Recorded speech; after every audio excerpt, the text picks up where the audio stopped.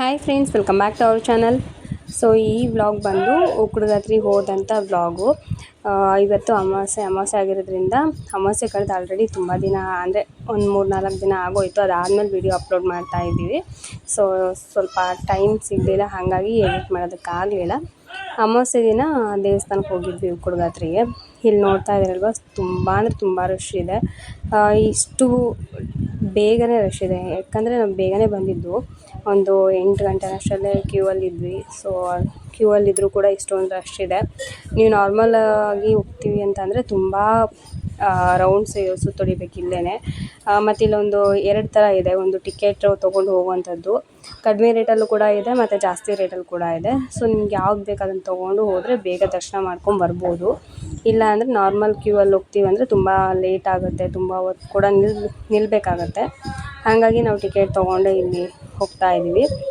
ಇಲ್ಲಿ ನಾವು ಫ್ಯಾಮಿಲಿ ಬಂದಿಲ್ಲ, ಬಟ್ ನಮ್ಮ ಮನೆಯವರು ಒಬ್ಬರೇ ಬಂದಿದ್ದು, ಆಯಿತಾ. ಸೊ ಅಲ್ಲಿ ಕೆಲವೊಂದಷ್ಟು ವೀಡಿಯೋಸ್ನ ಮಾಡ್ಕೊಂಡಿದ್ದಾರೆ. ಸೊ ಅದನ್ನು ನಾನು ನಿಮ್ಮ ಜೊತೆ ಶೇರ್ ಮಾಡ್ಕೊಳ್ತಾ ಇದ್ದೀನಿ.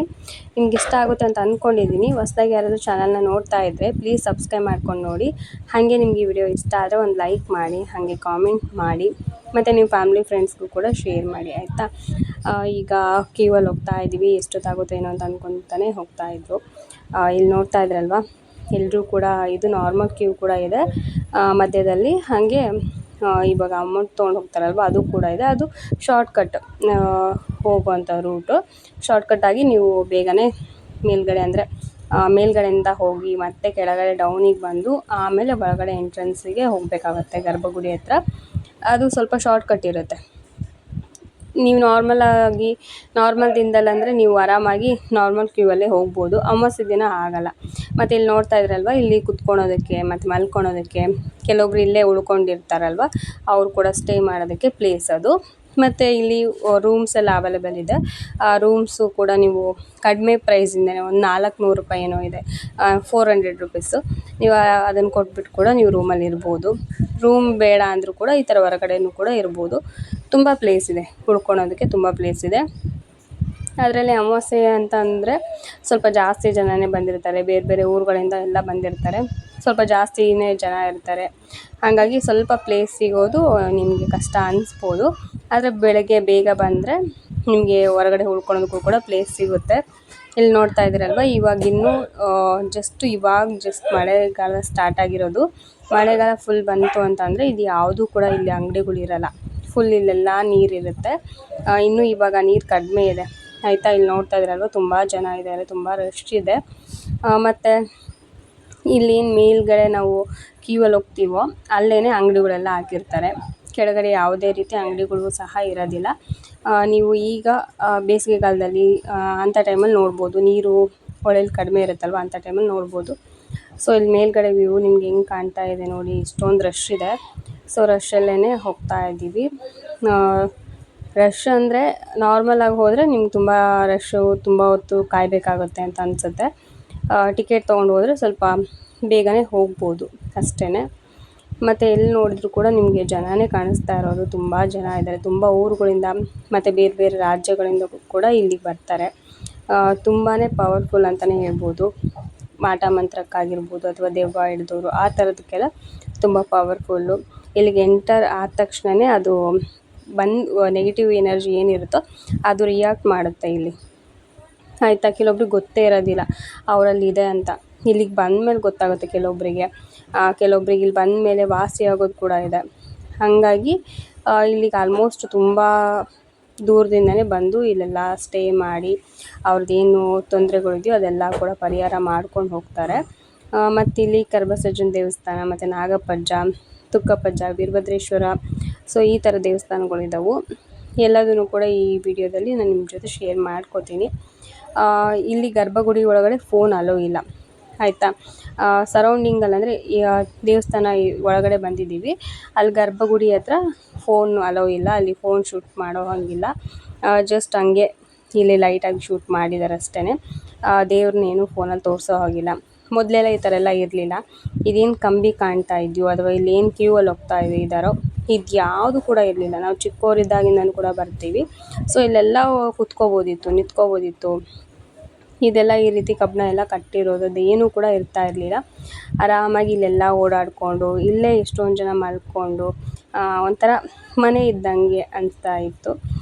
ಇವಾಗೆಲ್ಲ ಬರ್ತಾ ಬರ್ತಾ ಜನನೂ ಕೂಡ ಜಾಸ್ತಿ ಆಗ್ತಾ ಹೋದ್ರಲ್ವ. ಸೊ ಆವಾಗ ಇನ್ನೂ ರಶ್ ಅನ್ನೋದು ಆಗ್ತಾ ಆಗ್ತಾ ಇಂಪ್ರೂವ್ಮೆಂಟ್ ಏನು ಮಾಡ್ತಾ ಇದ್ದಾರೆ.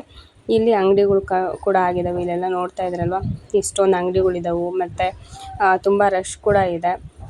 ಇಲ್ಲಿ ಜಾಸ್ತಿ ವಿಡಿಯೋ ಶೂಟ್ ಕೂಡ ಮಾಡೋದಕ್ಕಾಗಲ್ಲ, ಯಾಕಂದರೆ ಇಲ್ಲಿ ನೋಡ್ತಾ ಇರಬೇಕು ಅಂತ ಅನಿಸುತ್ತೆ, ಆ ಥರ ಇರುತ್ತೆ. ಕೆಲವೊಬ್ರು ದೆವ್ವ ಹಿಡ್ದಿರೋರು ಮಾತಾಡೋಂಥದ್ದು, ಅವ್ರು ಮಾಡೋಂಥ ಆ್ಯಕ್ಟಿಂಗು ಅದೆಲ್ಲ ನೋಡ್ತಾ ಇದ್ದರೆ ನಿಮಗೆ ವಿಡಿಯೋ ಶೂಟ್ ಮಾಡಲಿಕ್ಕಂತ ಅದು ಮೈಂಡಿಗೆ ಬರೋದಿಲ್ಲ. ಯಾಕಂದರೆ ಅದನ್ನು ನೋಡ್ತಾ ನೋಡ್ತಾ ನಾವು ಅದನ್ನು ಕಳೆದೇ ಹೋಗ್ತೀವಿ. ಸೊ ಆ ಥರ ಇರುತ್ತೆ ಇಲ್ಲಿ. ಮತ್ತು ಇವಾಗ ಗರ್ಭಸಜ್ಜನ ದರ್ಶನ ಮಾಡಿಕೊಂಡು ನಾವೀಗ ಮುಂದೆ ಹೋಗ್ತಾ ಇದ್ದೀವಿ. ಇಲ್ಲಿ ಸ್ಟಾರ್ಟಿಂಗಲ್ಲಿ ನಿಮ್ಗೆ ಸಿಗುವಂಥ ದೇವಸ್ಥಾನವೇ ತುಕ್ಕಪ್ಪಜ್ಜನ ದೇವಸ್ಥಾನ. ಸೊ ತುಕ್ಕಪ್ಪಜ್ಜನ ದೇವಸ್ಥಾನ ಅಲ್ಲಿ ನಮಸ್ಕಾರ ಮಾಡಿಕೊಂಡು ನೆಕ್ಸ್ಟ್ ನಾಗಪ್ಪಜ್ಜನ ದೇವಸ್ಥಾನಕ್ಕೆ ಹೋಗಬೇಕು. ಇದೇ ನೋಡಿ ಗರ್ಭಸಜ್ಜನ ಮೊದಲಿಗೆ ಇಲ್ಲಿಂದನೇ ಹೋಗ್ತಾ ಇದ್ದಿದ್ದು. ಅಲ್ಲೇನು ನೀವು ನೋಡಿದ್ರಲ್ವ ಆ ಕ್ಯೂ ಅಲ್ಲಿ ಬರೋದು ಅದೇನೂ ಇರಲಿಲ್ಲ. ಜಸ್ಟ್ ಹಿಂಗೆ ಎಂಟರ್ ಆಗ್ತಾ ಇದ್ವಿ ನಾವು ಚಿಕ್ಕವರಿದ್ದಾಗೆಲ್ಲ ಇಲ್ಲಿ ಬರ್ತಾ ಇದ್ವಲ್ಲ ಅವಾಗ. ಸೊ ಇದೇ ರೀತಿಯೇ ಹೋಗ್ತಾ ಇದ್ವಿ. ಬಟ್ ಇವಾಗ ಇದೆಲ್ಲ ಕ್ಲೋಸ್ ಮಾಡಿದ್ದಾರೆ, ಇಲ್ಲಿಂದ ಎಂಟರ್ ಇಲ್ಲ, ಅಲ್ಲಿಂದ ಕ್ಯೂವಿಂದನೇ ಬರಬೇಕು. ಆ ಥರ ಇರುತ್ತೆ. ಬಿಡದಿಂದಲ್ಲಿ ಆರಾಮಾಗಿ ಹೋಗ್ಬೋದು, ಯಾಕಂದರೆ ಅಲ್ಲಿ ಕ್ಯೂ ಇರೋಲ್ಲ ಮತ್ತು ಜಾಸ್ತಿ ರಶ್ ಇರೋಲ್ಲ. ಆರಾಮಾಗಿ ಹೀಗೆ ಹೋಗ್ಬೋದು ಡೈರೆಕ್ಟಾಗಿ ಒಳಗಡೆ. ಇವಾಗ ಅಮಾವಾಸ್ಯೆ ಆಗಿರೋದ್ರಿಂದ ಅದು ಫುಲ್ ಕ್ಲೋಸ್ ಮಾಡಿದ್ದಾರೆ. ಮತ್ತು ಜನ ಹಿಂಗೆ ಬಂದುಬಿಡ್ತಾರೆ ಮತ್ತು ತೊಂದರೆ ಆಗುತ್ತೆ ಅಂತ ಹೇಳ್ಬಿಟ್ಟು ಕ್ಲೋಸ್ ಮಾಡಿದ್ದಾರೆ. ಮತ್ತು ಇಲ್ಲಿ ನೋಡ್ತಾ ಇದ್ದಾರಲ್ವ ಎಲ್ಲಿ ನೋಡಿದ್ರು ಕೂಡ ಜನನೇ. ತುಂಬ ಜನ ಕೂತ್ಕೊಂಡು ಅಲ್ಲೆಲ್ಲ ಕೂತ್ಕೊಂಡಿರ್ತಾರೆ ಮತ್ತು ಇಲ್ಲೇ ಮಲ್ಕೊಳ್ಳೋರು ಕೂಡ ಇದ್ದಾರೆ ಆಯಿತಾ. ಕೆಲವೊಬ್ರು ಇಲ್ಲೇ ಎಲ್ಲ ಸ್ಟೇ ಎಲ್ಲ ಮಾಡ್ತಿರ್ತಾರಲ್ವ, ಸೊ ಅವರು ಕೂಡ ಇಲ್ಲೇ ಇರ್ತಾರೆ. ಆಮೇಲೆ ಇಲ್ಲಿಂದ ನಾವು ತುಕ್ಕಪ್ಪಜ್ಜನ ದೇವಸ್ಥಾನ ಇಲ್ಲಿ ಕಾಣ್ತಾ ಇದೆಯಲ್ಲ, ಇದೇ ತುಕ್ಕಪ್ಪಜ್ಜನ ಗುಡಿ. ಇಲ್ಲೂ ಅಂದರೆ ಫಸ್ಟಿಗೆ ಇದು ಇಲ್ಲಿ ಇರಲಿಲ್ಲ.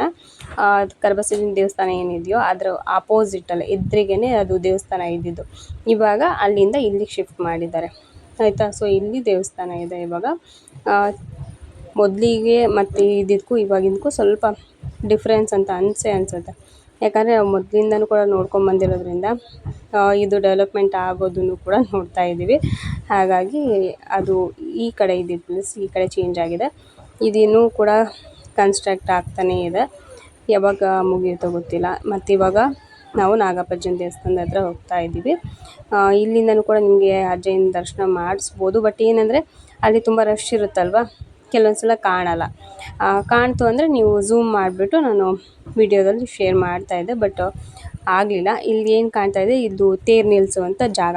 ಶಟರ್ ಕಾಣ್ತಾ ಇದೆಯಲ್ಲ, ಅದು ತೇರು ನಿಲ್ಲಿಸುವಂಥ ಜಾಗ. ಇಲ್ಲಿ ಬಿಸಿಲು ಬರುತ್ತೆ ಅಂತ ಹೇಳ್ಬಿಟ್ಟು ಈ ಥರ ಹಾಕಿದ್ದಾರೆ. ಫಸ್ಟ್ ಟೈಮ್ ನೀವು ಇದೆಲ್ಲ ನೋಡ್ತಾ ಇರೋದು.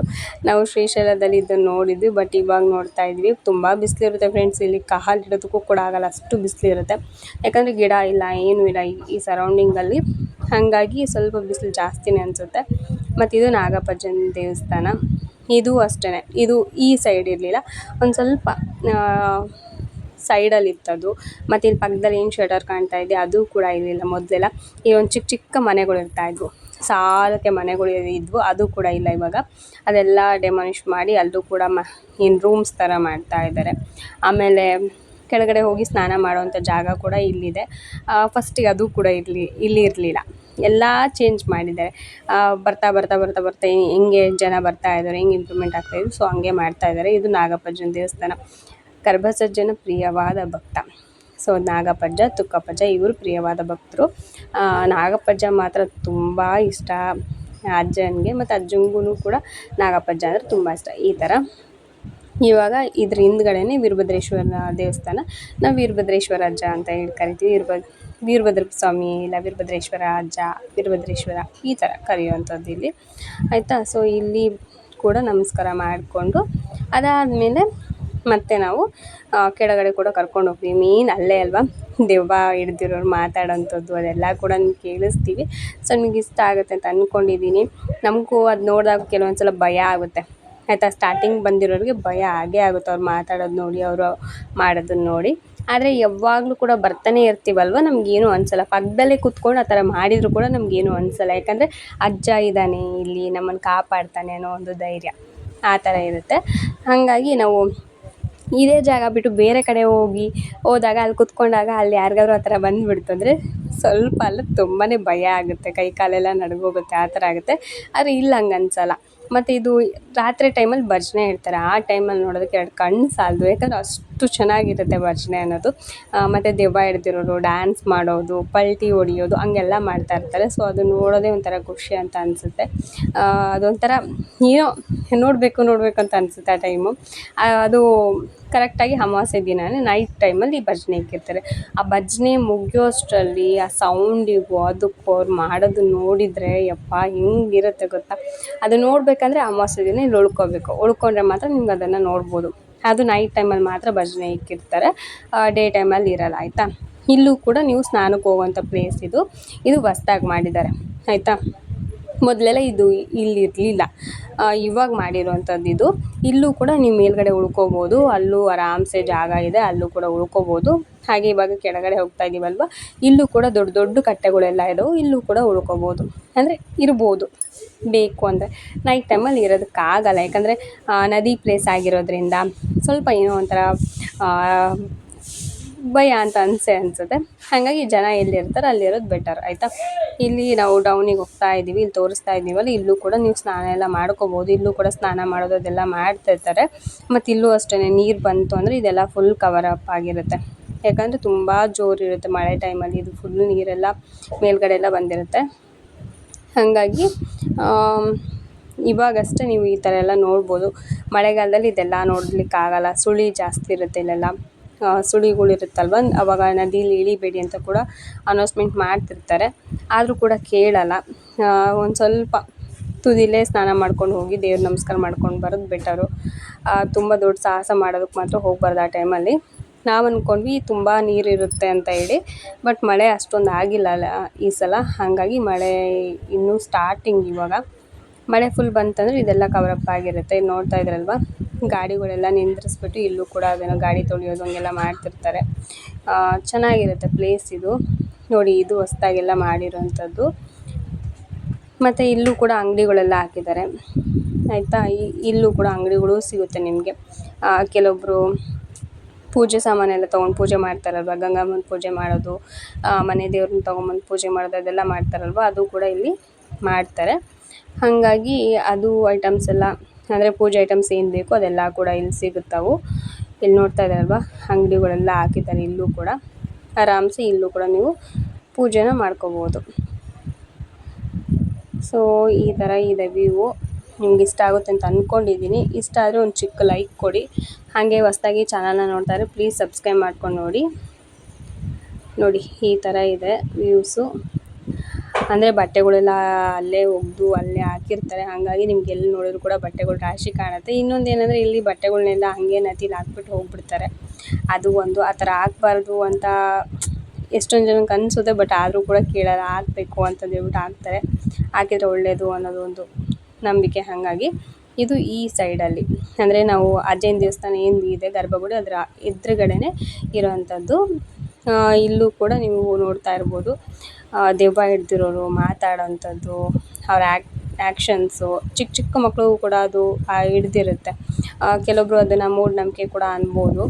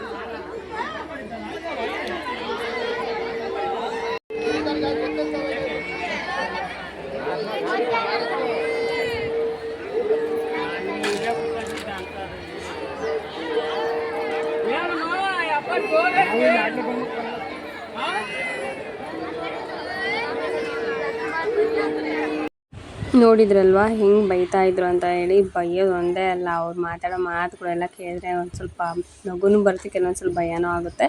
ಇದು ಹೋಗ್ತಾ ಇರ್ಬೇಕಾದ್ರೆ ಮಾಡಿರೋಂಥ ವಿಡಿಯೋ. ನಿಮಗೆ ಮೀನ್ ಈ ಥರ ಕಾಣಿಸ್ತಾ ಇರುತ್ತೆ, ಅಂಗಡಿಗಳೆಲ್ಲ ಇರುತ್ತೆ ಇಲ್ಲೆಲ್ಲ. ಜಾತ್ರೆ ಥರನೇ ಸೇಮ್ ಜಾತ್ರೆ ಹೆಂಗಿರುತ್ತೋ ಹಾಗೇ ಇರುತ್ತೆ. ಅಮಾವಾಸ್ಯೆ ಟೈಮಲ್ಲಿ ಮಾತ್ರ ವರ್ಷಕ್ಕೊಂದು ಜಾತ್ರೆ, ಆದರೆ ಇಲ್ಲಿ ಅಮಾವಾಸ್ಯೆ ದಿನವೇ ತಿಂಗಳಿಗೊಂದು ಜಾತ್ರೆ ಅನ್ಬೋದು. ಸೊ ಈ ಥರ ಇರುತ್ತೆ. ಮತ್ತು ಇಲ್ಲೆಲ್ಲ ಐಟಮ್ಸ್ ಎಲ್ಲ ಮಾಡ್ತಾ ಇರ್ತಾರೆ, ಬೇಕಂದರೆ ತೊಗೋಬೋದು. ಹಾಗೆಯೇ ಇಲ್ಲೇ ಒಂದು ಆಂಜನೇಯ ಸ್ವಾಮಿ ದೇವಸ್ಥಾನ ಕೂಡ ಇದೆ, ಅದನ್ನು ಕೂಡ ನಿಮ್ಗೆ ತೋರಿಸ್ತೀನಿ. ಅದು ಕೂಡ ತುಂಬ ಹಳೆಯ ದೇವಸ್ಥಾನ ಆಯಿತಾ. ಫಸ್ಟಿಗೆ ಅಜ್ಜಯ್ಯ ಇಲ್ಲಿಗೆ ಬಂದ ಮೇಲೆ, ಅಂದರೆ ಉಕ್ಕಡಗತ್ರಿಗೆ ಬಂದ ಮೇಲೆ ಇದೇ ದೇವಸ್ಥಾನದಲ್ಲಿ ಫಸ್ಟು ಉಳ್ಕೊಂಡಿದ್ರು ಅಂತ ಹೇಳ್ತಾರೆ. ಹಾಗಾಗಿ ಆ ದೇವಸ್ಥಾನ ಕೂಡ ನಿಮ್ಗೆ ತೋರಿಸ್ತೀನಿ. ಎದುರುಗಡೆನೇ ನಿಮ್ಗೆ ಕಾಣುತ್ತೆ ಆ ದೇವಸ್ಥಾನ. ಕರಬಸವೇಶ್ವರನ ದೇವಸ್ಥಾನ ಏನಿದೆಯೋ ಹೊರಗಡೆ ಬಂದ ಮೇಲೆ ಅದ್ರ ಎದುರುಗಡೆನೇ ಕಾಣಿಸುತ್ತೆ. ಇಲ್ಲಿ ಬಸ್ಗಳೆಲ್ಲ ನಿಲ್ಲಿಸ್ತಾ ಇರುತ್ತೆ, ಆ ಪ್ಲೇಸಲ್ಲಿರುವಂಥ ದೇವಸ್ಥಾನ ಇದು. ಇವಾಗ ಒಳಗಡೆ ಕರ್ಕೊಂಡು ಹೋಗ್ತೀವಿ. ಇಲ್ಲಿ ಹರಳಿ ಕಟ್ಟೆದೆಲ್ಲ ಇದೆ, 2 ಎಂಟ್ರೆನ್ಸ್ ಇದೆ. ನೀವು ಪಕ್ಕದಲ್ಲೇ ಏನು ಬಸ್ ನಿಲ್ಲುತ್ತಲ್ವ ಅದೇ ಪ್ಲೇಸಿಂದನೂ ಕೂಡ ಬರ್ಬೋದು.